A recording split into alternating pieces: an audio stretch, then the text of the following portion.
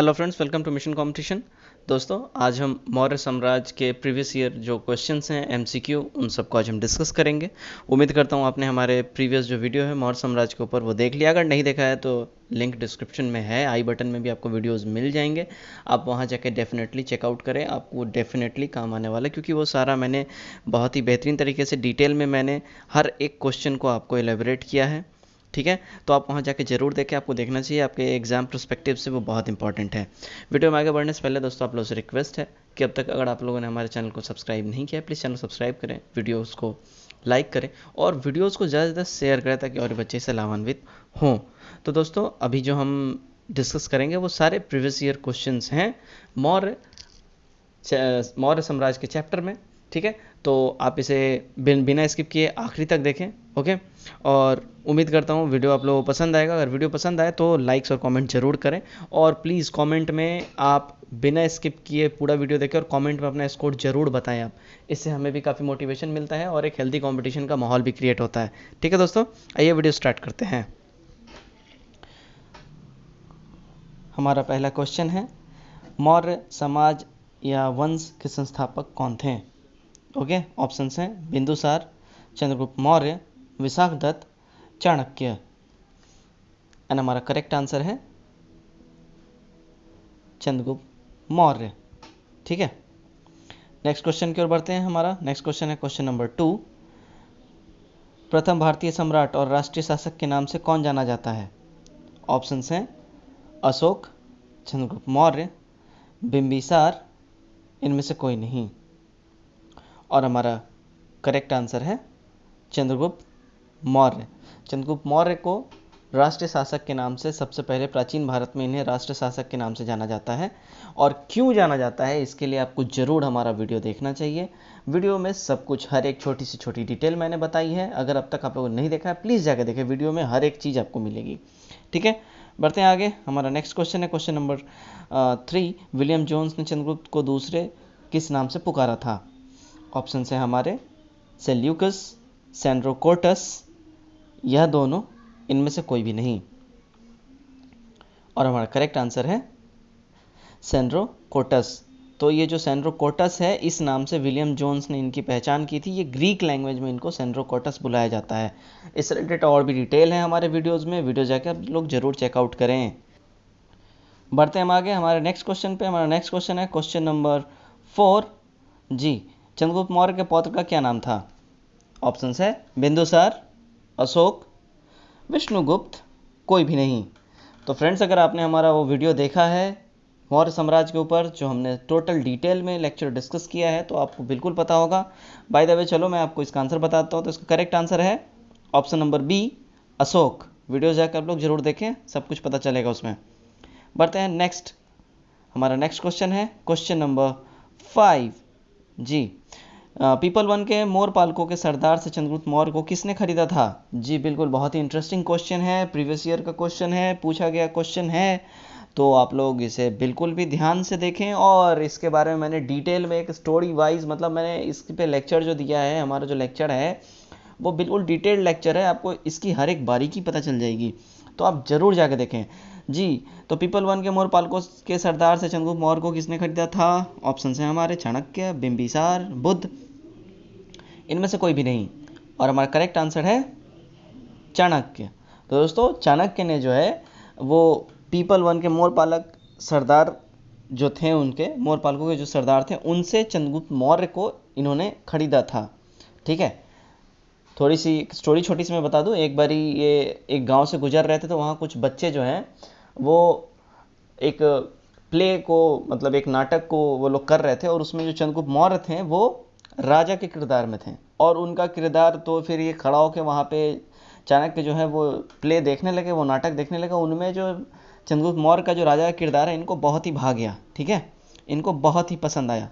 तो जब पसंद आया, फिर इन्होंने जो है जाके इनके पिता से, यानी कि मोर पालकों, पीपल वन में जो मोर पालक लोग थे, उनके सरदार थे इनके पिता, उनसे इनको खरीद लिया और फिर इनको अपने अंडर में रख के शिक्षा दीक्षा दी, ट्रेंड किया।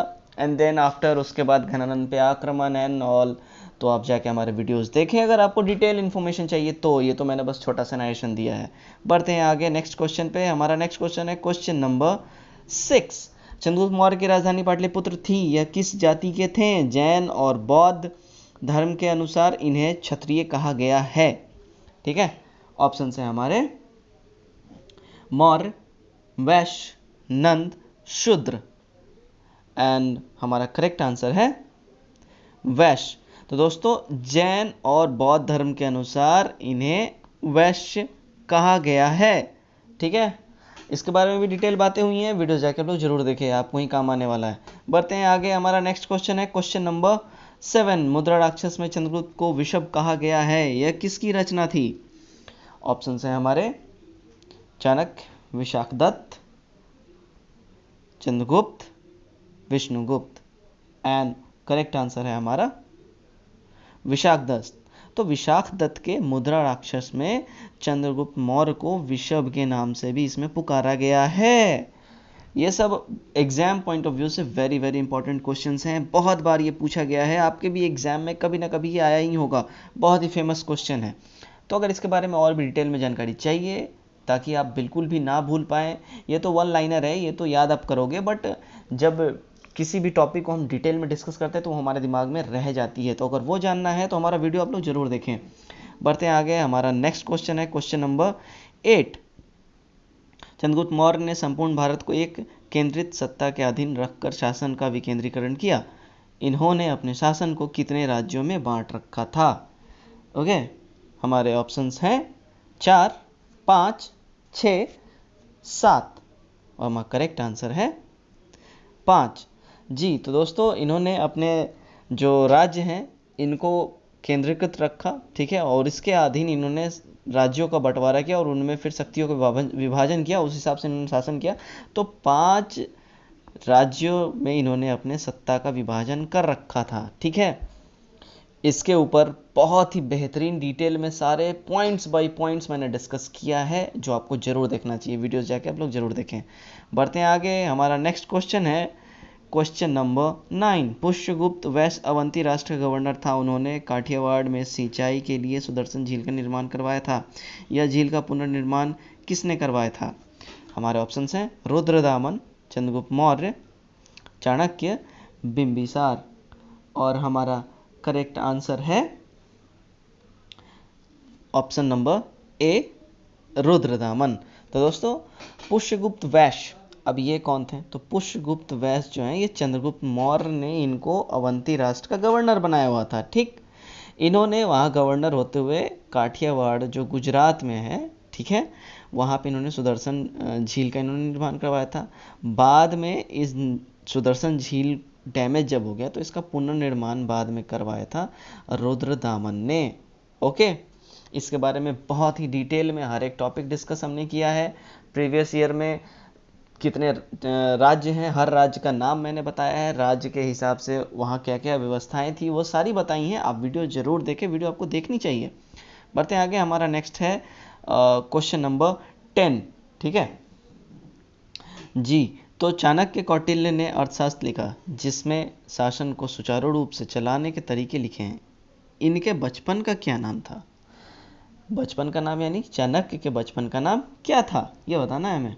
ठीक है, ऑप्शन है स्कंदगुप्त, विष्णुगुप्त, समुद्रगुप्त, इनमें से कोई भी नहीं।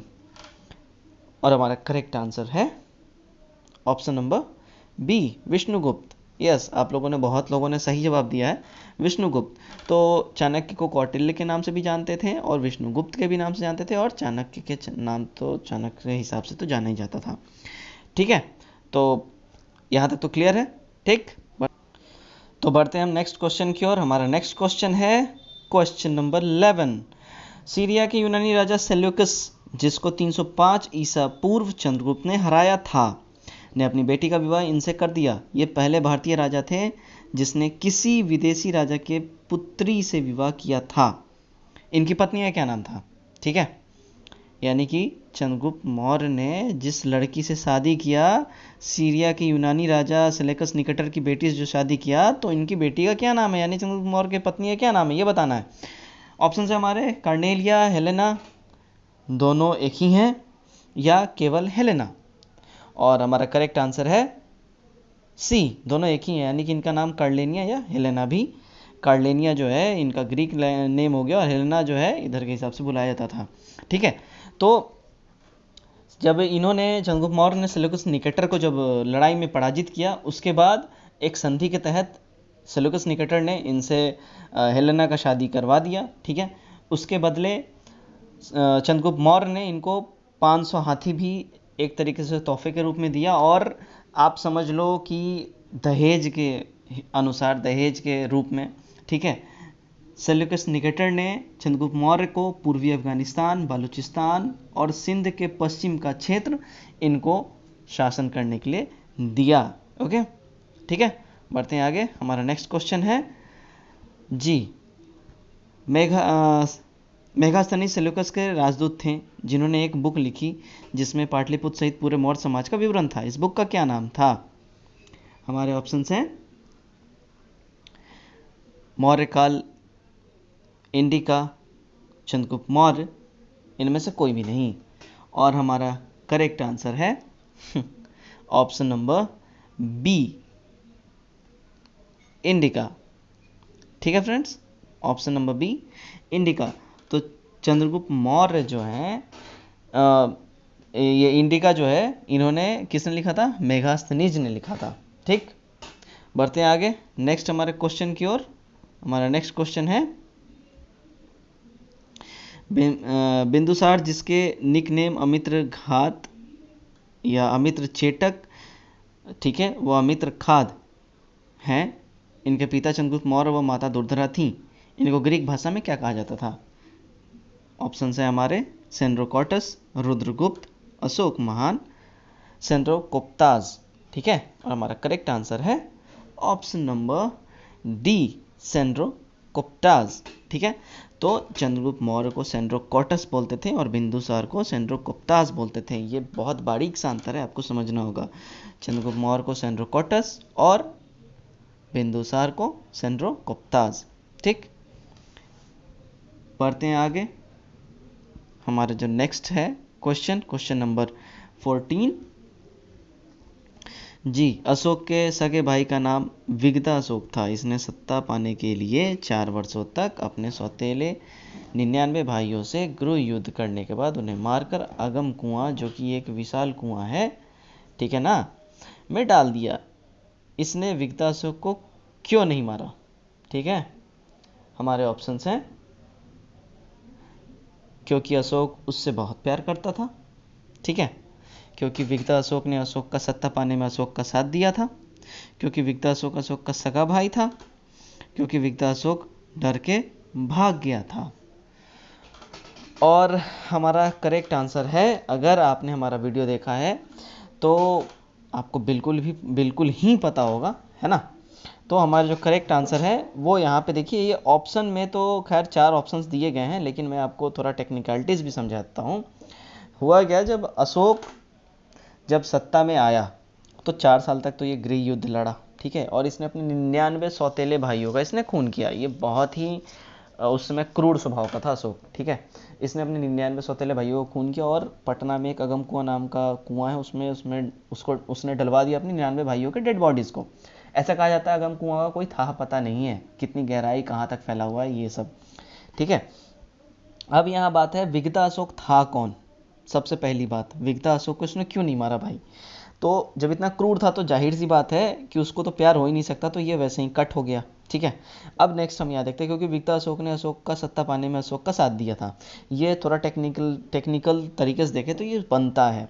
नेक्स्ट देखें, विगता अशोक का सगा भाई था, ठीक है, ये भी हो सकता है, क्योंकि विगता अशोक डर के भाग गया था, ठीक है, तो ऐसा हुआ नहीं था, तो यहाँ पे ये भी खत्म हो जाता है। तो ये जो दोनों है ना, ये दोनों ही करेक्ट है, लेकिन जो सबसे जो सटीक बैठता है वो ऑप्शन नंबर बी बैठता है, ठीक है। ऑप्शन नंबर बी आप लोग देख ले, अगर ये चारों ऑप्शन में हो, ठीक है, तो ये दोनों करेक्ट हैं, बी और सी दोनों करेक्ट हैं। मतलब विगता अशोक ने सत्ता पाने के लिए अशोक का साथ दिया था और वो उसका सगा भाई भी था, इसलिए भी उसको नहीं उसने मारा था, ठीक है। लेकिन जो सटीक बैठता है वो यही बैठता है कि उसने सत्ता पाने में अशोक का साथ दिया था, ठीक है। लेकिन अगर मान लो ये दोनों भी हैं, जैसे बीपीएससी में अक्सर पूछा जाता है, एक ऑप्शन और भी होता है ऑप्शन नंबर ई, उसके हिसाब से ये दोनों हो जाएगा, यानी आप ऑप्शन नंबर ई मारेंगे, यानी एक से अधिक, ठीक है। बढ़ते हैं आगे। हमारा नेक्स्ट क्वेश्चन है क्वेश्चन नंबर 15।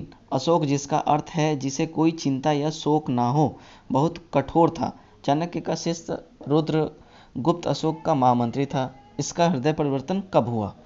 ठीक है, अपने भाइयों की लाश देखकर, कलिंग के युद्ध में मारे गए सैनिकों की लाश देखकर, कारुबाकी से प्रेम के कारण, बौद्ध धर्म में परिवर्तन होने के कारण। और हमारा करेक्ट आंसर है,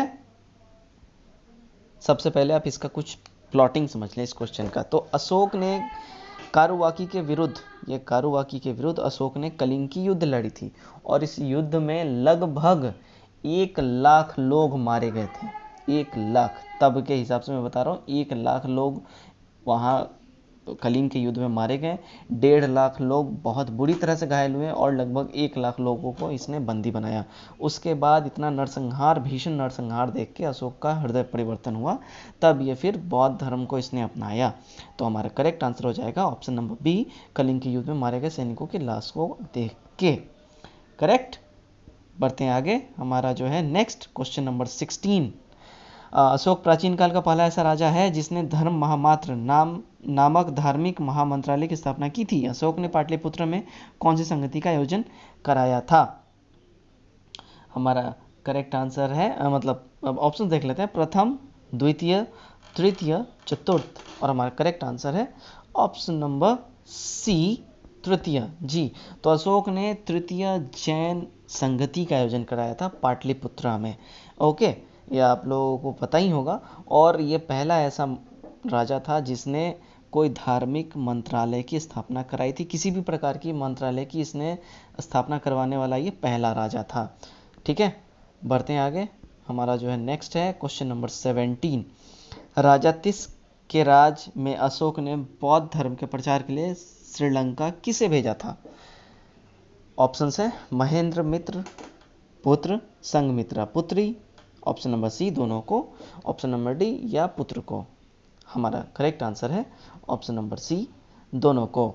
तो महेंद्र मित्र और संघमित्रा, इन दोनों को, ये दोनों अशोक के पुत्र थे। तो अशोक ने बौद्ध धर्म के प्रचार के लिए इन दोनों को श्रीलंका भेजा था। श्रीलंका का राजा उस समय था राजा तिस, जिसने इनको अपने अंडर में संरक्षण दिया और वहाँ पे इन्होंने बौद्ध धर्म को फैलाया, प्रचार प्रसार किया। और वहाँ एक बात और भी आप लोग जान ले, ये दोनों यानी कि महेंद्र मित्र और संघमित्रा, ये दोनों वहाँ पे बौद्ध भिक्षु भिक्षुनी बन के रहे और अपना पूरा जीवन वहाँ इन्होंने खपा दिया, वहीं पे ये लोग मर भी गए। ठीक है, बढ़ते हैं आगे। हमारा नेक्स्ट है क्वेश्चन नंबर 18। खरोष्ठी लिपि कैसे लिखी जाती है? बहुत इंपॉर्टेंट क्वेश्चन है, बहुत बार ये पूछा जा चुका है। दाएं से दाएं, दोनों तरफ से, बिंदुओं के द्वारा। और हमारा करेक्ट आंसर है ऑप्शन नंबर ए, दाएं से बाएं, यानी कि राइट टू लेफ्ट। जैसे उर्दू लिखी जाती है बिल्कुल वैसे खरोष्ठी राइट टू लेफ्ट। ठीक है, और ये भी जान लें खरोष्ठी लिपि अभी तक जो है पढ़ी नहीं जा चुकी है। बढ़ते हैं आगे। नेक्स्ट क्वेश्चन है हमारा क्वेश्चन नंबर 19। हमारे राष्ट्रीय प्रतीक के रूप में 24 जनवरी सन 1950 को कौन से स्तंभ को लिया गया? ऑप्शन नंबर ए, सारनाथ स्तंभ लेख, ये 7 थे। गृहलेख, ये 3 थे। विशाल शिलालेख, ये 14 थे। अभिलेख या लघु शिलालेख, ये 46 थे।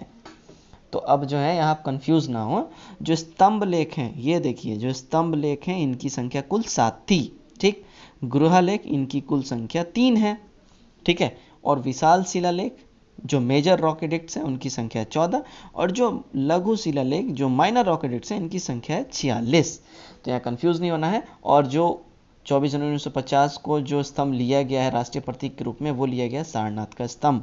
ठीक है ना, सारनाथ के स्तंभ को 24 जनवरी 1950 को राष्ट्रीय प्रतीक के रूप में हमारे सरकार ने ग्रहण किया है। पढ़ते हैं नेक्स्ट क्वेश्चन की ओर। हमारा नेक्स्ट क्वेश्चन, क्वेश्चन नंबर 20। सबसे बड़ी रोड का क्या नाम है? हमारे ऑप्शंस हैं राजपथ, ग्रैंड ट्रंक रोड, यह दोनों, और इनमें से कोई भी नहीं। और हमारा करेक्ट आंसर है option number b, Grand Trunk Road. तो अशोक ने जो है सबसे पहले राजगिरी से लेके पटना तक एक सड़क का निर्माण करवाया जिसको राजपथ के नाम से जाना जाता था। ठीक है, उस समय अशोक वो राजकीय काम वाम के लिए वो सिर्फ वो उसने सड़क बनवाई थी और उसको राजपथ के नाम से जाना जाता था। बाद में शेरशाह सूरी ने पंजाब से लेके और पेशावर तक अपने इस सड़क को बिल्कुल फैलाया, जो कि बाद में चल के ग्रैंड ट्रंक रोड के नाम से जाना गया। ठीक है, बढ़ते हैं आगे। हमारा नेक्स्ट क्वेश्चन है क्वेश्चन नंबर 21। अशोक की मृत्यु के पश्चात राजकाज किसने संभाला? ऑप्शन है हमारे कुणाल ने, संप्रति ने, दरात मौर्य ने, एवं डी ए व बी दोनों। ठीक है, और हमारा करेक्ट आंसर है ऑप्शन नंबर डी ए व बी दोनों। कुणाल और संप्रति, इन दोनों में साम्राज्य का विभाजन हुआ। कुणाल को साउथ का रीजन मिला और संप्रति को नॉर्थ का रीजन मिला। ठीक है, कुणाल ने अपने रीजन को गंवा दिया, वो इसे नहीं बचा पाया। संप्रति ने इस पर राज किया कुछ समय तक, फिर ये भी किन्हीं कारणों से ये भी गंवा बैठा। सारे डिटेल्स वीडियो में आपको मिलेंगे, आप वीडियो जाके जरूर देखें, हर एक बात पे डिस्कशन की गई है। बढ़ते हैं आगे। आज का हमारा आखिरी क्वेश्चन, आखिरी मौर्य राजा कौन था? ऑप्शन है हमारे संप्रति, दरात मौर्य, कुणाल, बृहदत्त। और हमारा करेक्ट आंसर है ऑप्शन नंबर डी, बृहदत्त। तो बृहदत्त जो है मौर्य साम्राज्य का आखिरी मौर्य राजा था। इसके बाद फिर और भी शुंग और उसके बाद गुप्त साम्राज्य की स्थापना हो गई। तो वो सारा हम अब नेक्स्ट वीडियो में डिस्कस करेंगे। हमारा नेक्स्ट लेक्चर जो आएगा उसके ऊपर ही आएगा। उम्मीद करता हूँ वीडियो आप लोगों को पसंद आई है। आपने सारे हमारे वीडियो स्टॉप करके आपने लगाए हैं करेक्ट आंसर्स, और आप ज़रूर कमेंट में अपने स्कोर हमें ज़रूर बताएं कि कितने स्कोर हैं, उससे हमें भी अच्छा लगेगा और एक हेल्दी कंपटीशन क्रिएट होगा और आपको भी उससे खुद पता चल जाएगा कि आप कितने सही हो दूसरों के मुकाबले। ठीक है, तो आज के लिए बस इतना ही। अगली बार मिलते हैं एक और नए वीडियो के साथ। तब तक के लिए घर में रहें, लॉकडाउन का पालन करें और खुद को और अपने परिवार को कोरोना से बचाएं। Take care, bye bye.